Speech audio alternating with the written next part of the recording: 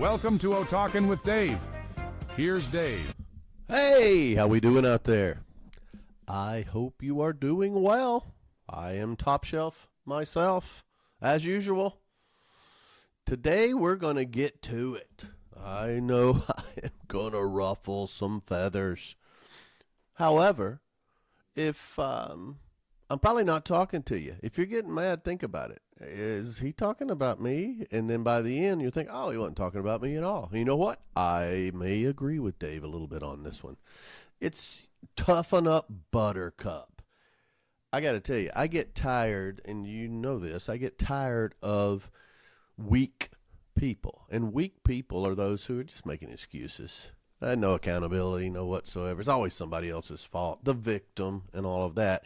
But I want to get into mental health. Oh, buzzword. Buzz. Mental health. That's right. It's serious. It's very serious. I almost named this podcast a couple of different things. Built to break. Built to break. Engineered to fail. Mental health challenges are real. Depression is real. I don't take any of those lightly. I take them very seriously, and that's not what I'm talking about.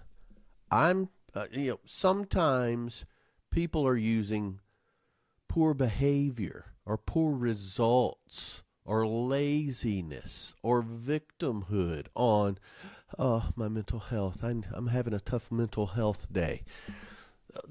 That is, if it's not sincere and it's not real, you're belittling those with real mental health challenges. So I want to go through the whole game, where I think it started, and maybe by the end what we can do about it. And I get a little frustrated just because it's a buzzword that's become an excuse for weakness, for a lack of accountability, for poor behavior. And I am not talking about kids.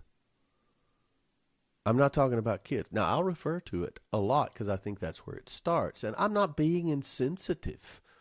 I take up for the youth of today. Go back to my Utes podcast. If I was a youth today, I could not handle it. I couldn't handle it. So kudos to them. However, we are raising and have raised a generation of buttercups, of snowflakes. I'm not being political. It's just a lack of resilience. I don't know what population I'm talking about. I just know there's a lot of excuses out there without accountability, just under that mental health label. I'm not talking about, I'm not talking about kids. I'm not talking about those with real problems. I'm talking about weak, non-resilient, crybaby adults who blame other people for their circumstances. And just because of their lack of instant gratification. Yeah, it's not the kids' fault. Those kids are in their 30s and 40s now, though, and they're raising kids with the weak mental health foundation, and it affects us all. I'm not just on a soapbox here. Mental health it's an industry. Pharmaceuticals around mental health are an industry. The number of counselors and doctors prescribing drugs to help kids with mental health, I'm not going to get deep into that. But that's the quick thing. Oh, that kid's hyperactive. Let's throw some. Used to be Ritalin, now it's other things. Let's just medicate them. That's easier on all of us. That type of thing's what I'm talking about. Instead of looking, how can we help? What is the challenge here? How can we overcome it? Fake mental health cards is the new get out of jail free card. I can just do that. It used to be. They're in the Me Too movement. A psychologist and psychiatrist. All of a sudden you had people who never knew they were abused as a child. Now, oh my goodness, I didn't realize this till I'm in my 50s or 40s, and I had something I couldn't handle, and it must be because I was abused as a child. That kind of thing is real. It's almost like the lady who sued McDonald's because the coffee was hot. Please, somebody help me. So that's what we're going to talk about today. And yeah, I'll probably be a little controversial. I don't care. If it doesn't fit, then I'm not talking to you. But I'll tell you this, spoiled brats, that's what my mom used to call them. Spoiled brats grow up to be older spoiled brats. Before I dig in though, I like to show proof. This is just not my opinion. In the 80s, we'll say 40 something years ago, mental health, it just referred to, a lot of times it wasn't just, if you got bad mental health, it didn't mean you're insane, but it was because it was an emotional thing. It was more of a condition. Nowadays, there's so many things. Mental health, and I'll pull this right out of the key components of mental health. If you have these things, if they're not in order, will cause you to have a mental health disorder. Are you ready for this? Emotional well-being, the ability to manage emotions effectively, meaning stress, anxiety, happiness. In order to have good emotional health, you need to be able to manage all of those things. Psychological resilience, the capacity to bounce back from difficulties. Social functioning, positive relationships, and social interaction. We all have those. Sometimes we don't. Sometimes they're negative. Cognitive functioning, clear thinking, decision making, and problem solving. I may not be thinking clearly right now. Does that mean I have a mental health problem? Self-awareness and coping mechanisms. Insights into one's mental state and strategies to manage stress. I love strategies to manage stress. I mean, hey, it bought me this nice shirt here. But think about it. If any of these are lacking, you've got a mental health problem. The ability to manage your emotions. Some days I can, some days I can't. Psychological resilience. Sometimes I'm better at it than others. Social functioning. Positive relationships and interactions. Sometimes they're not positive. Cognitive functioning, clear thinking, and decision making. And then just the whole one's mental state as it relates to stress. If any of these are out of line, you've got a mental health situation. It's much more open. There are more excuses. And then the results of poor mental health is my behavior. I can't show up to work. I can't do my job. I can't raise my kid. I can't do this. I can't do that. I can't be held responsible for any of that, though, because it's a mental health thing. That's what I'm talking about. Using that as an excuse. When there are people out there suffering from real mental health challenges, they're not built to break. Something happened. They weren't engineered to fail. They've got a serious challenge. They're not buttercups or snowflakes because they didn't get their way, and because of that they're having a breakdown. So that's why I say when people use drama or emotion to take advantage of the mental health get out of jail free card, you're diminishing the condition of those with real challenges. ADHD, and I'm not going to talk about my kids too much because I don't know. We don't know. We didn't know what we were doing. We were raising our kids. But ADHD diagnosis has gone up 42% in the last 5 years. 42%. The diagnosis has gone up. And that's, just give them this. Give them this pill. Put them in this class. ADHD is a real thing. You got to be resilient, though. I'm sure, my goodness, I may have had it. I don't know. I remember way back when they called it hyperactive children. They're hyperactive children. Or they would call you something wrong with you. Maybe you were just bored. Maybe the curriculum wasn't moving fast enough. But bipolar disorder, it's gone up 300% in its diagnosis since 1980. Bipolar disorder used to be It was drastic. It was, not just a split personality, but just totally separate and, two different people. That is a serious thing. Now it's thrown away around as a buzzword. If a child is not operating in a certain way, I've heard people just make excuses for them, serious medical diagnosis excuse, but they've never been to a doctor. And doctors, they're prescribing the prescription rates and what it takes to be a counselor, all these things. It's to uphold this whole mental health industry. And again, I'm not talking about those with serious disorders. I'm talking about the people who are using their past and how they were built as an excuse for their behavior now, or whether positive or negative. But the depression and anxiety, serious depression and anxiety, that's a horrible thing.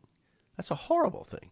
But the rise since 2019, it's unbelievable. It's a 19.1 increase in actual cases and diagnosis. Okay, but similar trends in adolescence. Youth depression is up 63% since 2017.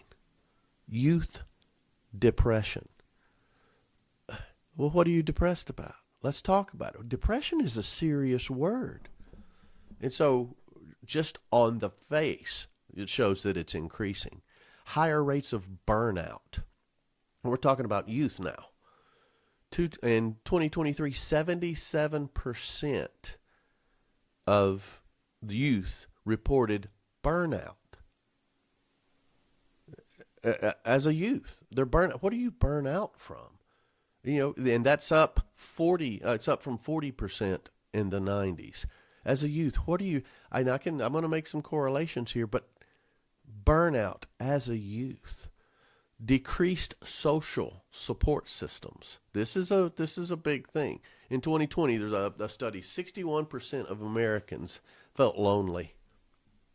And that's up from 20% in 80s. There are always people that feel lonely. Lonely is a feeling, by the way. I feel lonely. And that's a very personal thing. I can be in a room of 10,000 people and feel kind of lonely. Or I can be myself and be just fine. So it's different among different people. But, a lot of community involvement, and we'll get to social media and online stuff. You're by yourself. There's not that sense of community. Then I think this is a big part of it. It's youth struggling with resilience. That toughness.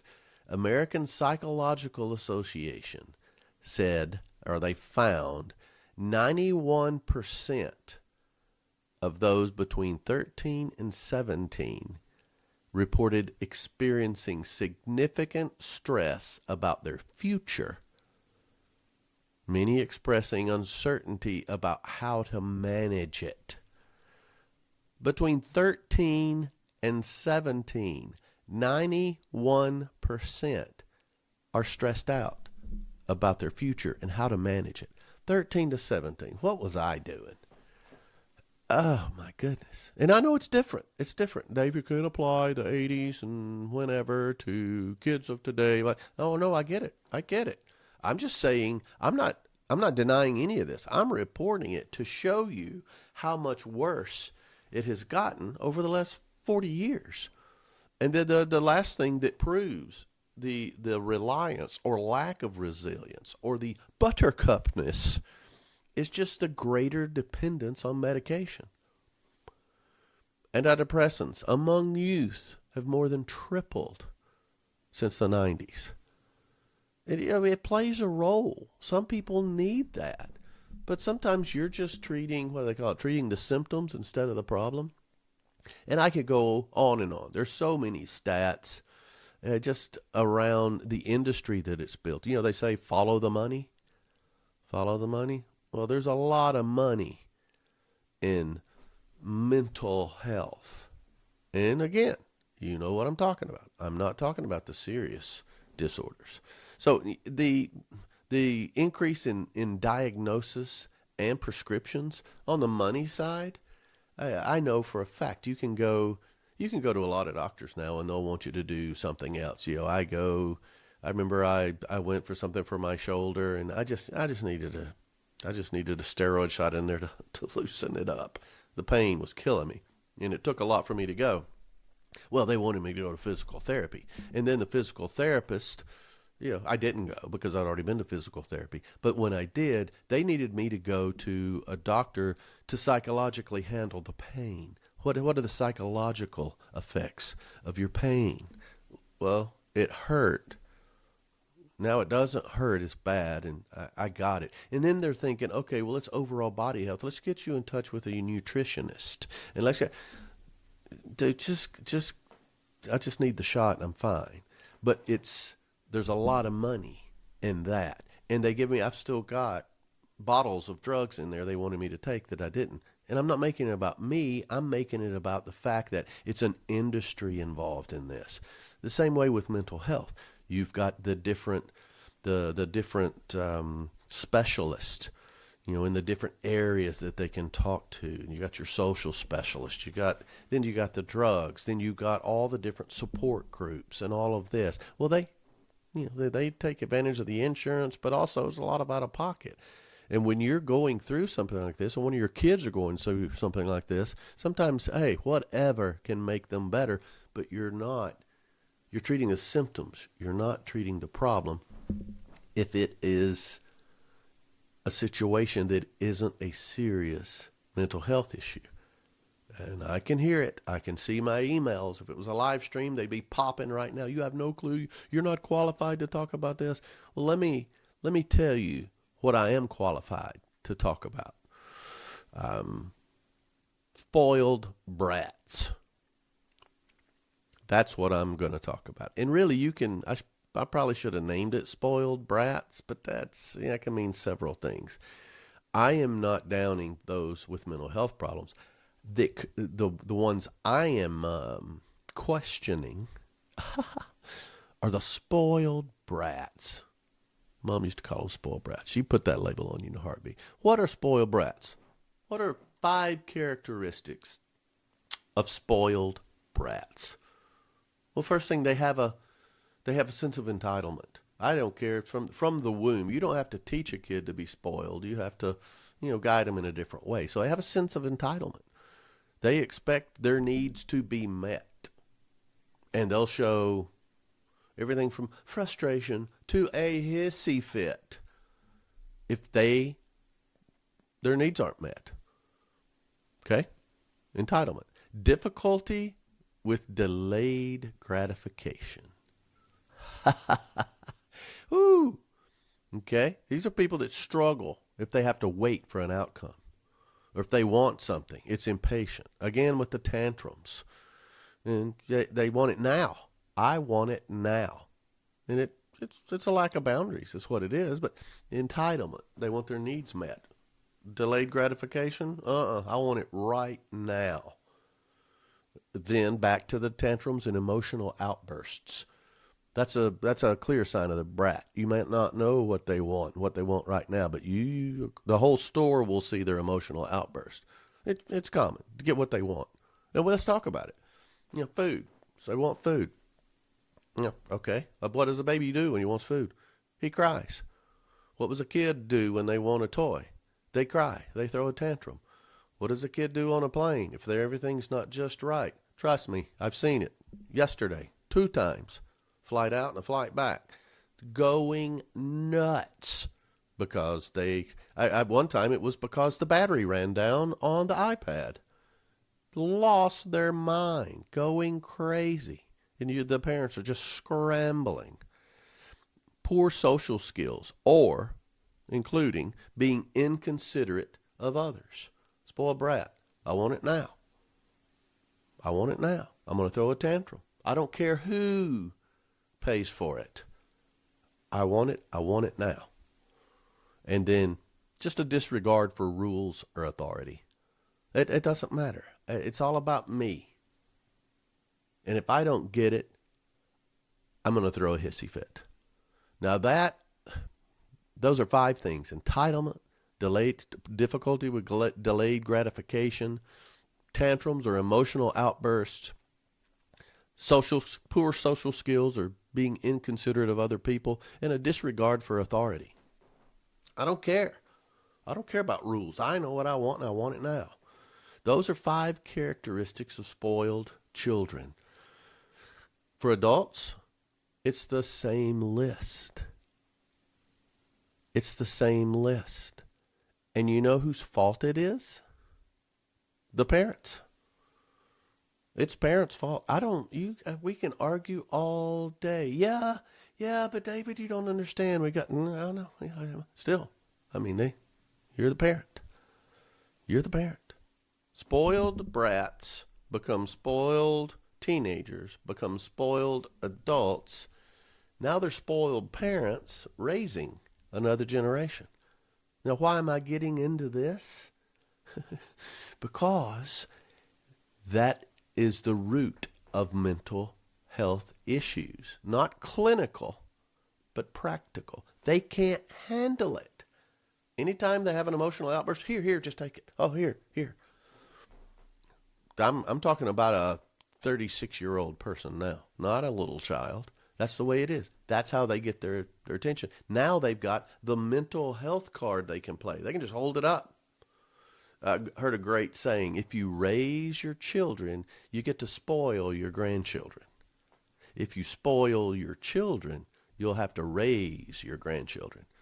Ouch. Now, I don't have any grandchildren yet, and I spoiled my kids. I did. Hey, guilty. I've done a little bit of all this, the right and the wrong. So I am not without fault. But, big but there, I also drew some lines, and my kids knew when I was serious. And I don't want to make this about me. I don't even want to make it about my parents. I'll talk a little bit to that in a second. But mental health challenges are serious. Spoiled people using mental health challenges as an excuse, that is an insult to those that are really struggling. There's a difference in struggling and just not getting your way. You know?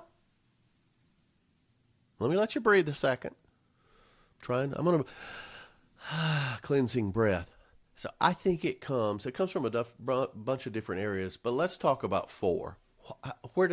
What causes this weak foundation to where we mentally can't take it? We being those who are being spoiled, not getting their way as a mental health challenge. First of all, technology. The technology as we're young. Now, I remember when I was little, I had 2 sisters, and we would play, we'd do whatever. We'd go outside, and I could entertain myself with a stick for hours. The technology is so different now. I mean, we had afternoons. I think Sesame Street was on. We never watched it. I might have watched Zoom every now and then. We're gonna zoom. Can't get that song off your mind after you start. Electric Company, that kind of stuff. That's the technology we had.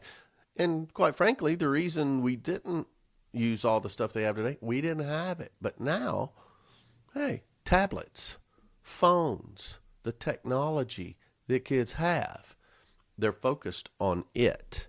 I can't, it's so much that it is dependent. They're dependent on it. And that's immediate gratification. Just think of the difference in graphics on a video game now compared to the Pong that John had. I'd go over his house and we played Pong. It was just a dot going back and forth. Dong. Oh, that's high-tech stuff. I didn't have it at my house. We didn't have the Pong. But technology now, it's instant gratification. It's sensory overload. It's wonderful. It can lead to other things. It's a gateway. I think another big one, and hey, start to hate absentee parents. So you got technology, you got absentee parents. I'm not talking about single parent homes. I not at all. I'm just saying parents letting the babysitter or nanny or daycare raise your kids or not. raise your kids. You're giving up your responsibility to somebody else to do it for whatever reason. And you may say, but David, we have to make ends meet. We want to make a good life for our kids. We both work. Someone's got to. I'm not talking about daycare. Come on. I am talking about those of you who you've got a 3-month-old child, and as soon as you can, you drop it off at daycare at 6 a.m., and then at 6 p.m., you're late picking it up. You got off. I know where you are because I've seen some of you. You're late to pick you up your 3-month-old. Spending a lot more. Then it comes home, you got a couple hours, and then they're back in bed. The next day it starts all over. The challenge I have with this is when I see you and your husband out doing something else instead of going and picking up your kid. My wife was assistant principal at a private school that had a daycare. And, babies that are just eligible to be there, and parents being 20 minutes late to pick them up. The things they had to do just to get them to be on time. And it wasn't because they couldn't make it, because once they started charging, she used to charge them $1 a minute. Well, that wasn't enough. I said, start charging $10 a minute. They started showing up on time. So it wasn't that they couldn't be there. Can you imagine? I can't imagine leaving my 3-month-old for 12 hours in the hands of others. But anyway, so it's absentee parents. It's letting, it's giving them something to entertain them rather than spending one-on-one time. Yeah, the YouTube generation, the video, hey, there's nothing wrong with any of that stuff in moderation. But to do that just because they want it, they want it now. They're going to throw a fit if they don't get it. They don't care who knows it. That's a spoiled brat. It's also true of that 30-year-old that can't stay off social media, and they need a like. They need some attention. If they don't get it, their mental health is messed up. Anyway. Technology, absentee parents, no rules or structure with accountability. I mean, to get better at anything, you need an expectation, right? You need accountability. If it goes well, that's great. If it doesn't go well, okay. That didn't go well. And then it needs coaching. So an expectation, accountability, and coaching. That's how things get better. Accountability, I found that accountability has become a bad word. It means consequences. Accountability is a way you can prove that you produced your results. Look at that. I did that. Yeah, it's great. Accountability is a bad word because people aren't performing to expectations. And I'm not talking about corporate America. I am also talking about corporate America, but with kids. I knew growing up, we don't know what we were doing when we were raising our kids. Our parents didn't either. You like to think they just do the best they can. I knew what was expected of me. I knew if it was wintertime, I had certain chores I had to do when I got in. I knew if it was summertime, I had certain things. You do that, and you do your work, and then it's time to play. As soon as we got home, that was a rule from first grade on. You got homework, knock that out, and then you can do chores or whatever, and then you play. Chores, like we're a little house on the prairie. My chores were so minimal, it's ridiculous. There's accountability. If Dad got home, there was an expectation. There's accountability if you didn't meet it, and there was coaching. Sometimes it's not, you didn't hit that, you didn't do this.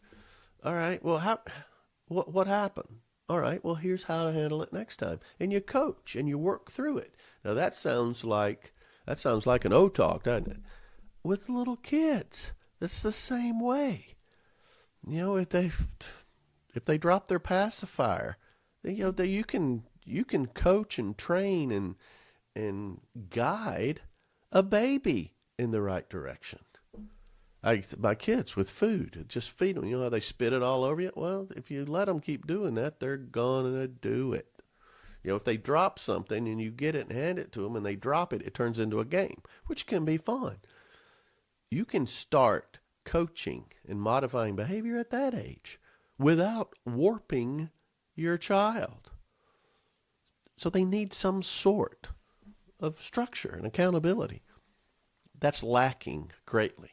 So technology, absentee parents, a lack of structure, and then just the lack of personal contact. Lack of personal contact.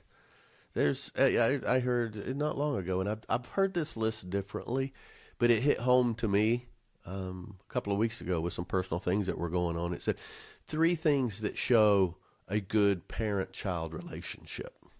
3 things.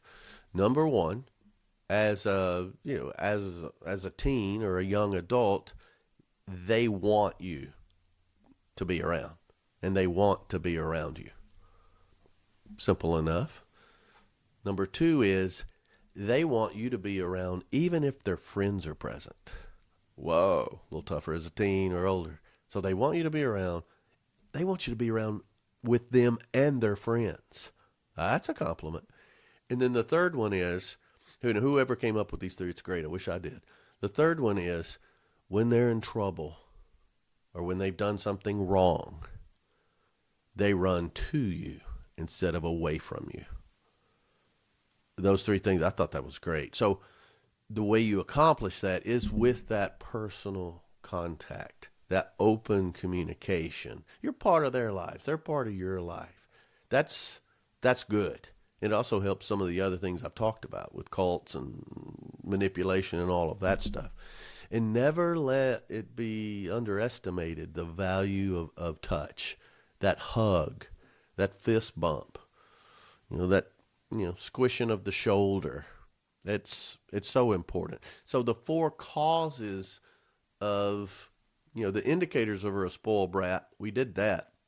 The 4 causes of a strong foundation in a person, when that breaks down, it's because of increased technology, absentee parents, no rules, no accountability, no structure, and then that lack of personal contact. There's so many things, and I've documented it on these podcasts. There's so many things I would have done if I didn't think, I just can't do it. I'd upset my mom, or my dad would be devastated if I did that. It'd have been fun for a minute, but those things is why I did it. So a few things that also contribute to kids being less resilient and becoming less resilient adults. And resilient means tough. So the opposite of tough is buttercup. Again, I'm not talking about those with real mental health issues, but you have those helicopter parents that are involved in everything. And that's a good thing to be involved. You got to let your kids solve problems. You've got to let them face challenges. You got to let them fail, which is so tough. I think we said, you got to let your kids skin their knees. Sometimes you got to let them touch that hot pot, which now Child Protective Services is thinking, what is Dave saying? Ooh, that's hot. You can tell them it's hot. When they touch it and it's hot, ooh, I'm not going to touch that again. But handling failure, making your own decisions, that's important.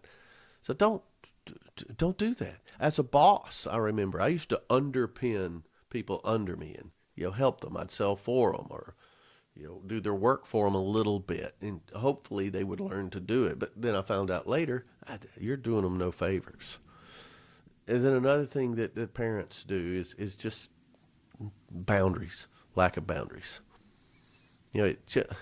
Younger they are, they don't understand the boundaries. They understand how far they can go, and they'll push it.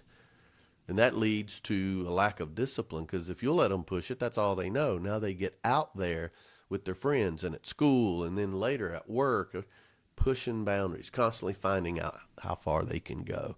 That instant gratification, this world we live in is full of that. And I got to tell you, guilty. I get a cart on Amazon, I hit buy and the doorbell rings. Woo, I'm used to that. Our society, it breeds instant gratification as a God-given right. That hurts our patience. It also gives us that entitlement. A lack of discipline. All the things that make you a brat. Instant gratification. And then, go back to when you're talking about letting your kids fail, but also telling your kids no. I had a talk with a dear friend not long ago, and he's having a real challenge with the child because he blames the mother. I'm sure the mother blames the father and all that. But it got to the point where they had a teenage girl, and she was able to do, she really had no boundaries. And then it got to the point where it's causing serious problems in the marriage. And he said, I don't know how much more I can take it. And then he told me a couple of examples, and it was all in confidence. And I just asked him a question that came out of my mouth before I really thought about it. I said, is there anything that your wife would say no to? And it's just quiet. Just quiet. And he came back with, you know what? I don't know. It's rough, man. Kids have got to hear no. I grew up with no. I grew up with no so much I didn't even ask it. I'm talking about the fun cereal on the cereal aisle. They were right. I didn't need that. They need to hear no. If they don't hear no as a child, okay. As a teen, well, they've never heard it. Mental health, when they hear no later, they fall apart. They fall apart. And it's not their fault. They've never heard this before. How do I deal with this? Where's my mental health card?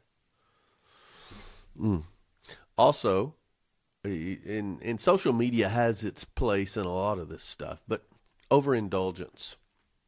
You can get that 24/7. It is, if you need an emotional booster, you can get it. If you need your emotions destroyed, you can get it there.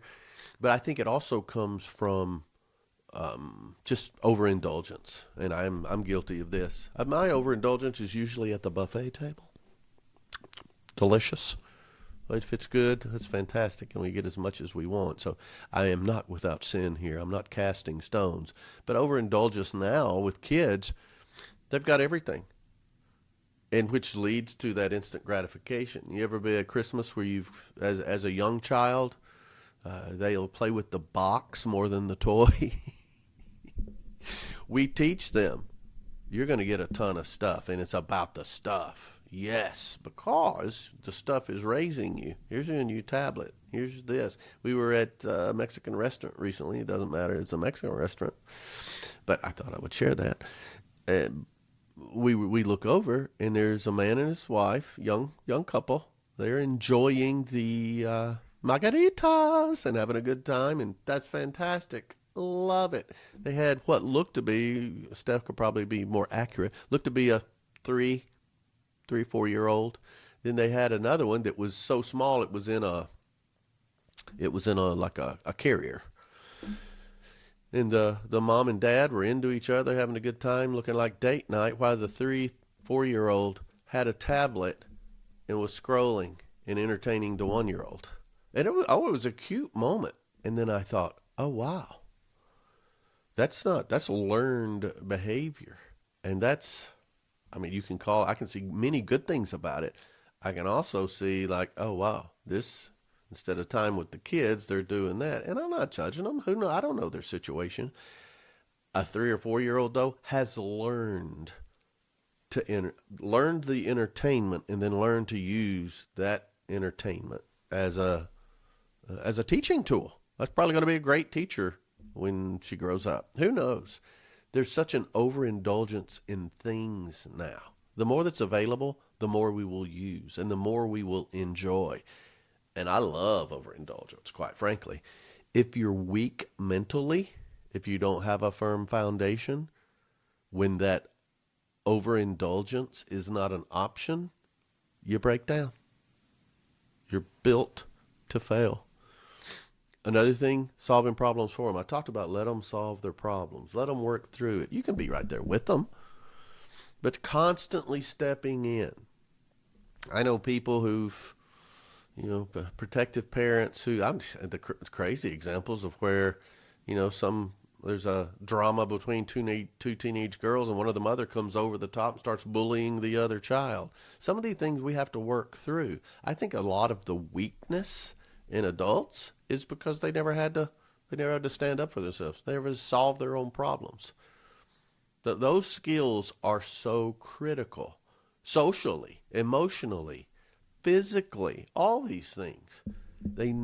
One of the things, what's the parent's role? This is another podcast, but one of them is to make our kids able to stand on their own, to be productive members of society. Okay, but to be able to get through it and make it on their own. And a lot of this, by solving problems for them, is tough conversations. There's a lot of people who they'll come to me with challenges. As well, what did they say when you addressed it? Oh, I haven't talked to them about it. It's just I'm really upset about this. You got to you got to teach them the necessity of a tough conversation so they'll have it. It's just passive avoidance. You're teaching them passive avoidance, and it's not going to end well for them. And then, because if you don't teach them how to solve problems or exhibit how to solve problems, they're not going to be able to solve their own problems. It would just wait for a resolution. Somebody else will solve it. If I wait long enough, something will take care of it. Where does all this start? Just go way back. Just spoiling kids. I get that. But I think part of it, just as far as emotional resilience, when we quit keeping score. Oh, David, you go back to that. Keeping score's not important. They just need to have a good time. Yeah, right. They're keeping score. They know. But you quit keeping score. And then everybody gets a trophy. You were here. Good time. That's great.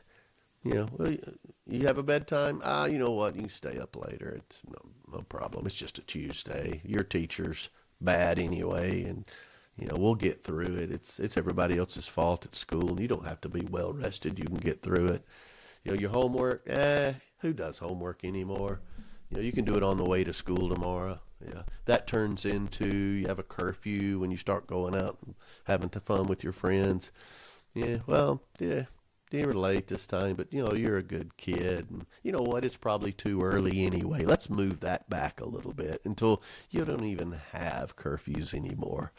You make allowances, or it's just this once. I remember Bobby Bowden, Florida State coach. His people were caught, robbing something, put in jail. Yeah, they did that. They stole all that stuff, but they're good kids.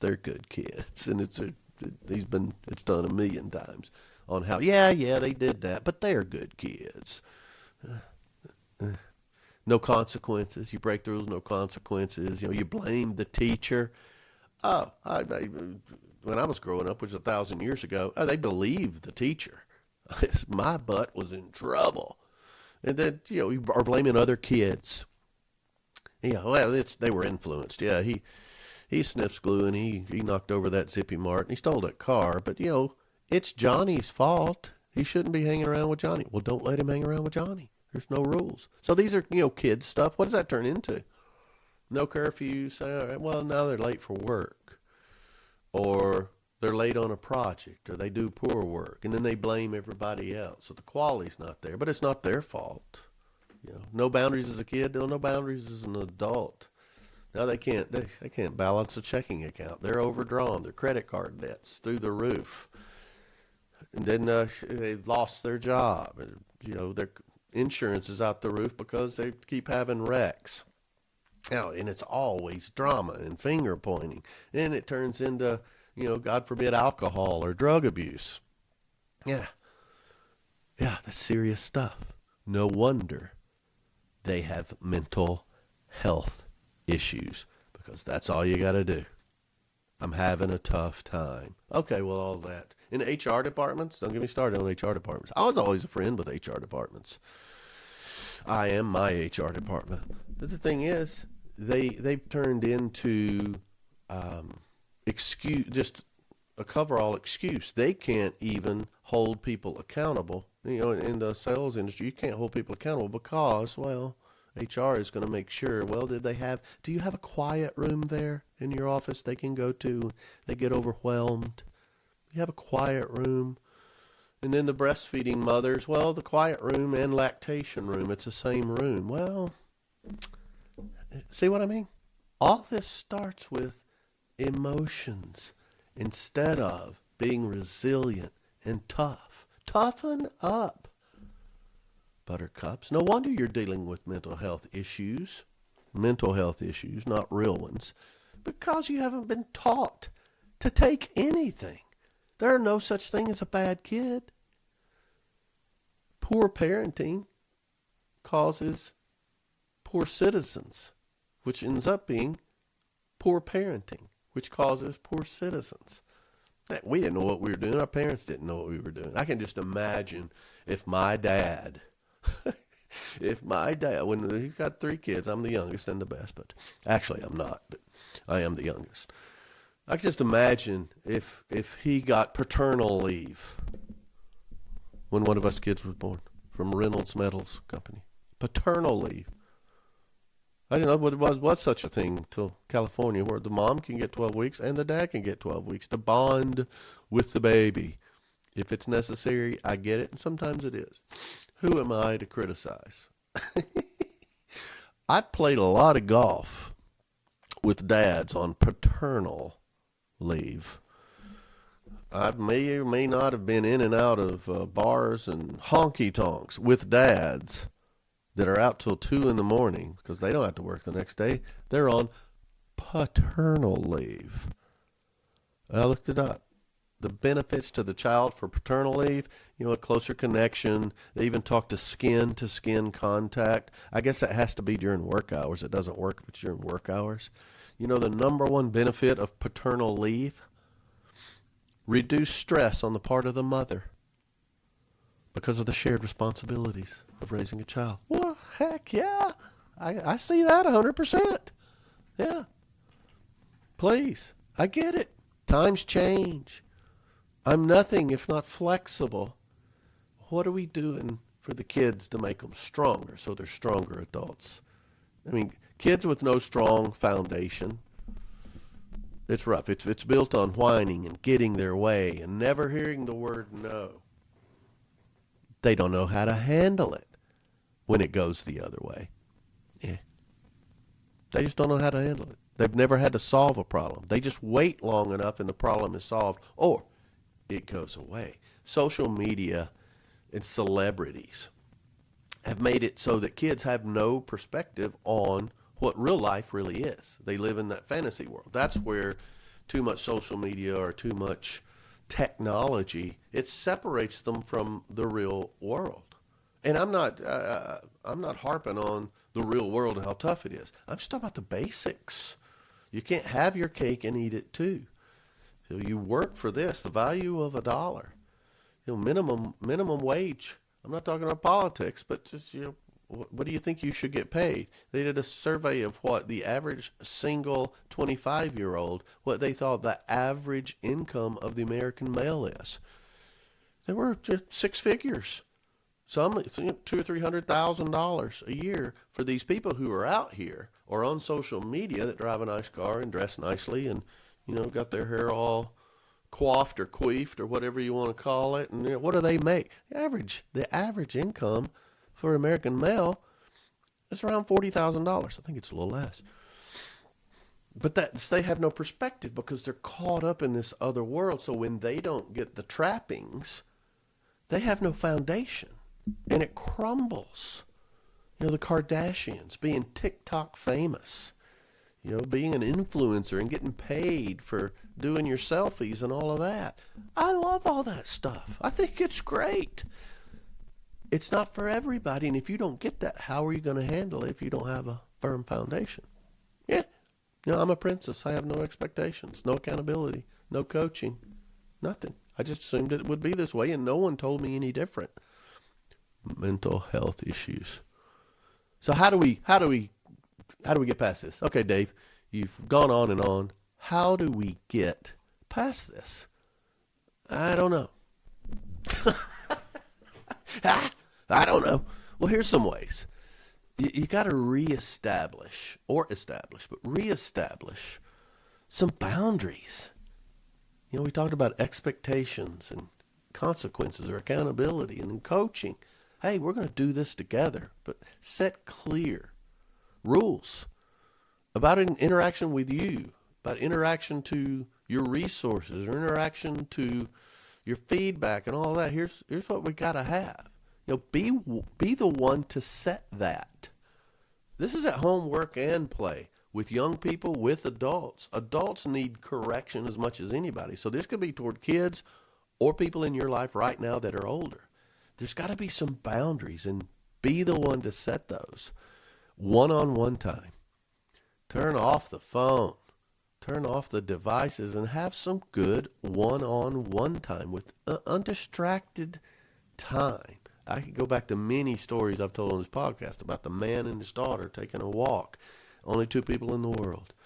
Just talk. Some of the best times I have with my kids now, grown, 35 and 32, is when we just talk. Or we'll drive and be in the car and talk. Or we don't talk on the phone a lot. And I don't like talking on the phone, but that one-on-one time, it's so important because things come out. It used to be a great time when you put them to bed, and that's when they wanted to talk because they didn't want to go to sleep, and they would just talk and talk. There's an equivalent to that now, but be consistent, be there, and don't underestimate the power of a hug. That's another thing you can do. One-on-one time. You can't do this as adults as much, but you can stress it. Some people raise their kids when their kids have kids. And it's like, I should have done this, but here's what we need to do. And they can do advice. So that's limit the technology. As a 60-year-old man, if I am always in technology or always watching the news or always doing this, I am distracted and I get upset and I'm less emotionally resilient. What about someone who's just learning their way through? Cut it off.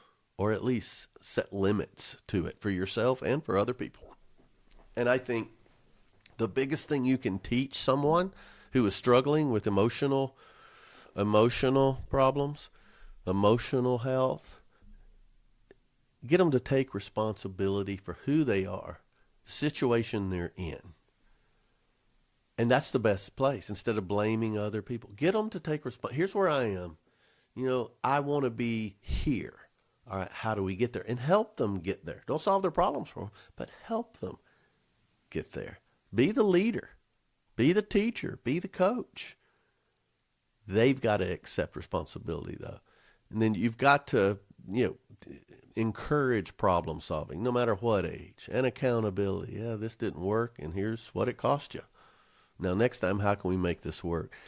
I think the best thing you can do, though, is lead by example. Work on yourself. Show resilience. Show toughness.